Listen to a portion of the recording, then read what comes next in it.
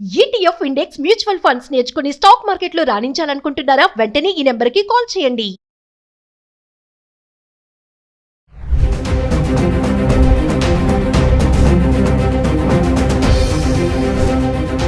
Hi hello నమస్తే, welcome back to Suman TV. ప్రస్తుతం మనతో పాటు ఉన్నారు certified astro business coach Javeria garu. నమస్తే మ్యామ్. నమస్తే నవీన గారు. జవేరియా గారు, ఈరోజు నా టాపిక్ ఏంటంటే హైదరాబాద్లో హౌస్ రెంట్స్ అసలు ఎలా అంటే హఠాత్తుగా పెరిగిపోయాయి. ఎలా అంటే 10,000 ఉన్నది 15,000, 15 ఉన్నది 20, 20 ఉన్నది 25, 25, 30 ఇంకా అట్లా వెళ్తూ ఉంది ఆయన పైకి. ఎందుకంటే ఇప్పుడు స్కూల్ స్టార్ట్ అయిపోతున్నాయి ఒకటి, ఇంకోటి ఏంటంటే వర్క్ ఫ్రమ్ హోమ్స్ మ్యాక్సిమం అన్నీ అయిపోయి మళ్ళీ అందరూ ఆఫీసులకు వెళ్తున్నారు, ఇదొకటి. ఇవన్నీ కూడా రెంటల్ పైన కూడా ఇంపాక్ట్ చూపిస్తుంది. అంటే అసలు ఎందుకు ఇలా రెంట్స్ పెరుగుతున్నాయి ఇమీడియట్గా అంటే ఏం చెప్తారు?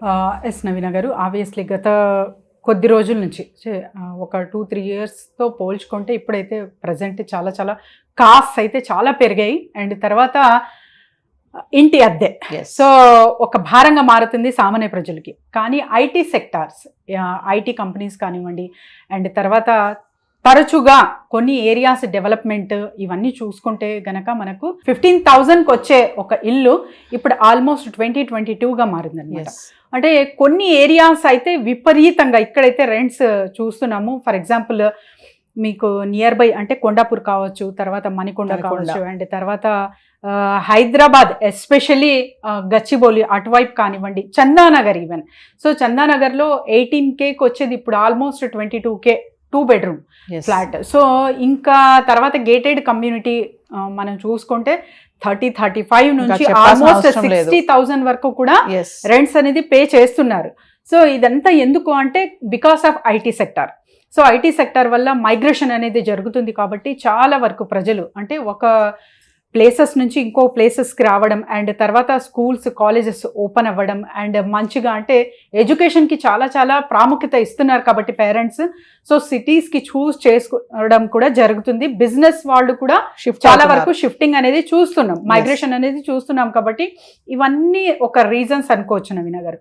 కాకపోతే ప్రజెంట్ మీరు ఉన్న ఇప్పుడు ఇంట్లో ఉన్నా లేకపోతే కొత్తగా వెళ్తున్నా కూడా అక్కడ ఒక రెంటల్ అగ్రిమెంట్ అనేది ఉంటుంది. అది చేసుకుంటే ఇద్దరికి క్లాషెస్ రాకుండా, అంటే వాళ్ళకి ఇష్టం వచ్చినప్పుడు ఏదో నాకు నచ్చలేదు సో హఠాత్తుగా రెంట్ పెంచేసి అలా చేయడం జరగదనమాట. ఒక అగ్రిమెంట్ మీరు చేసుకున్నారంటే ఆ mutual understanding between tenant and owner. So ఇది ప్రతి ఒక్కరూ, అండ్ తర్వాత నాకు ఇష్టం వచ్చినట్టు నేను పెంచకూడదు, అది కూడా మెన్షన్ ఉంటుంది లీగాలిటీ పరంగా. సో ఎంత నడుస్తుంది ప్రజెంట్ ఓవరాల్గా ఏరియా వైజ్ అనేది కూడా ఉంటుంది. అవన్నీ మీరు లీగల్ వైజ్గా చూసుకొని ఒక అగ్రిమెంట్ బేస్డ్గా వెళ్తున్నారంటే అక్కడ మీరు హ్యాపీగా మీ లైఫ్ స్టైల్ ఇంకా లీడ్ చేయొచ్చు. కాకపోతే ఏరియా చేంజ్ అవినా లేకపోతే సిటీ చేంజ్ అవినా కూడా ఈ పరిస్థితి అయితే చూస్తున్నాం నవీన గారు. ఇంకా చూసుకుంటే జవేరియా గారు, ఈ రెంట్లకి వెళ్ళినప్పుడు బ్యాచిలర్స్కి ఒక రెంట్ ఉంటుంది, ఫ్యామిలీస్కి వెళ్ళినప్పుడు ఒక రెంట్ ఉంటుంది. బ్యాచిలర్స్ కదా, వాళ్ళకి ఏమంత యూజ్ చెయ్యరు, వాటర్ ఎక్కువ యూజ్ చేయరు, పొద్దుపోయి సాయంత్రం వస్తారని చెప్పి వాళ్ళకి రెంట్ కూడా ఎక్కువ పెట్టడం జరుగుతుంది. ఫ్యామిలీస్కి వచ్చేటప్పటికి రెంట్ కొంచెం అటు ఇటుగా ఉంటుంది. మళ్ళీ అంటే ఈ డిఫరెన్షియేషన్ కూడా చూస్తున్నాం మనం. సిటీలో ఎక్కడికన్నా వెళ్తే ఇంకా చెప్పాలంటే రెంటే కాకుండా మెయింటెనెన్స్, మళ్ళీ మీరు ఇందాక ఒకటి అన్నారు సడన్గా పెంచకూడదు, అది ఇష్టం వచ్చినప్పుడు ఒక అగ్రిమెంట్ రాసుకోవాలని. ఇప్పుడు ఎక్కడున్నారు మేడం, మధ్యలో కనుక వాళ్ళు ఏదన్నా సంథింగ్ ఒక లిఫ్ట్ పెట్టించారు అనుకోండి, ఆ లిఫ్ట్ మెయింటెనెన్స్ కూడా టెనెంట్స్ మీద పడుతుంది. మేము లిఫ్ట్ పెట్టించాము, మీరు రెంట్ పెంచుతున్నాము అంటారు. మరి ఇలాంటివి కూడా చాలానే ఉన్నాయి కదా. అవును నవీన గారు, చేంజెస్ వచ్చినప్పుడు ఇప్పుడు జనరల్గా ఒక టాక్ సొసైటీ పరంగా చూసుకుంటే కూడా గవర్నమెంట్ ఎన్ని అప్పులు చేసినా, ఏ ఛార్జెస్ పెరిగినా కూడా అది ఎవరి మీద ప్రభావం చూపిస్తుంది? సామాన్య ప్రజల మీద ఖచ్చితంగా చూపిస్తుంది. సో టికెట్స్ ప్రైస్ హైక్ అవ్వడం కానివ్వండి, తర్వాత ఏదైనా కూడా పెట్రోల్ ప్రైజెస్ పెరగడం, ఇవన్నీ అంటే జనరల్గా కమోడిటీస్ మీద కానివ్వండి. సో ఇలా అద్దెలో రెంటల్ వైజ్గా కూడా దీని ప్రభావం అలా యాజ్ ఇట్ ఈస్ చూడొచ్చు నవీన గారు. ఏదైనా సంథింగ్ బిల్డింగ్లో చేంజ్ వచ్చింది అంటే దాని ప్రభావం ఖచ్చితంగా టెనెంట్ మీద అయితే కనపడుతుంది. కమింగ్ టు బిజినెస్ ఓరియంటెడ్గా మీతో మాట్లాడితే జవేరియా, మనం బిజినెస్ ఐడియాస్ చేస్తున్నాం కదా, ఈ మధ్య కాలంలో చూసుకుంటే ఈ హౌస్ రెంట్స్ అనేది కూడా ఒక బిజినెస్గా తయారైపోయింది. మంచిగా ఒక ఇల్లు కట్టేస్తున్నారు, దాని రెంట్కి ఇచ్చేస్తున్నారు, అది కూడా ఒక బిజినెసే కదా. దాని అంటే ఎలాంటి అడ్డకోలుగా రెంట్లకి సంపాదించడం అనమాట. మరి దీన్ని ఎలా చూడొచ్చు అంటారు? ఇది ఒకవైపు అంటే బిజినెస్ యాజ్ ఏ బిజినెస్ కోచ్గా చెప్పాలి అంటే ప్రాఫిట్ గెయిన్ బిజినెస్ అనొచ్చు. కానీ వెన్ కమ్ టు కస్టమర్ ఇది చాలా అంటే ఒక భారంగానే ఉంటుంది ఖచ్చితంగా. ఎందుకంటే ఇప్పుడు ప్రజెంట్ చూస్తే ట్రెండ్ అంతా అంటే సిటీ అంటేనే ఏదో ఒక సోర్స్ కోసం వస్తారు. సో పీజీస్ కానివ్వండి, హాస్టల్స్ కానివ్వండి, ఇవి కూడా చాలా వరకు గతంలో పోల్చుకుంటే పెరిగాయి నవీనగడు. సో ఇప్పుడు ఏం చేస్తున్నారంటే, అంటే సెమీ గేటెడ్ ఉంటాయి కదా బిల్డింగ్స్, ఒక 40 to 50 ఫ్లాట్స్ ఉన్నాయంటే ఆ బిల్డింగ్ మొత్తం పీజీకి ఇచ్చేయడం. ఎందుకంటే రెంట్ ఈజీగా వస్తుంది అండ్ పీజీలు కూడా చాలా బ్రహ్మాండంగా నడుస్తున్నాయి అన్నమాట. సో అలాంటి బిజినెసెస్ చేయడం కూడా చూస్తున్నాము. ఫ్యామిలీస్ ఖచ్చితంగా మీరు అంటే మీకున్న బడ్జెట్ పరంగా అండ్ తర్వాత మీరు ఎంత ఇవ్వగలరు ఇవన్నీ డిసైడ్ చేసుకొని ఒక స్టెప్ ముందేస్తే చాలా బాగుంటుంది.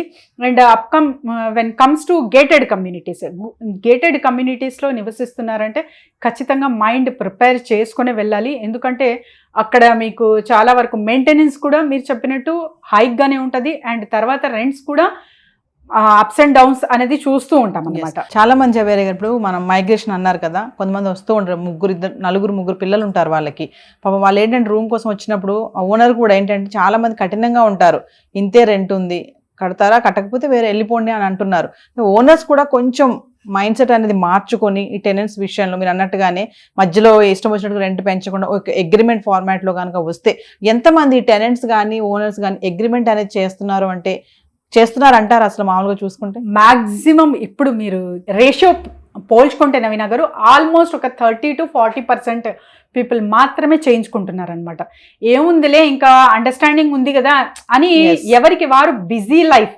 సో బిజీ లైఫ్లో ఏమవుతుందంటే అగ్రిమెంట్ చెయ్యాలి, అది ఒక హాఫ్ డే కేటాయిస్తే చాలు.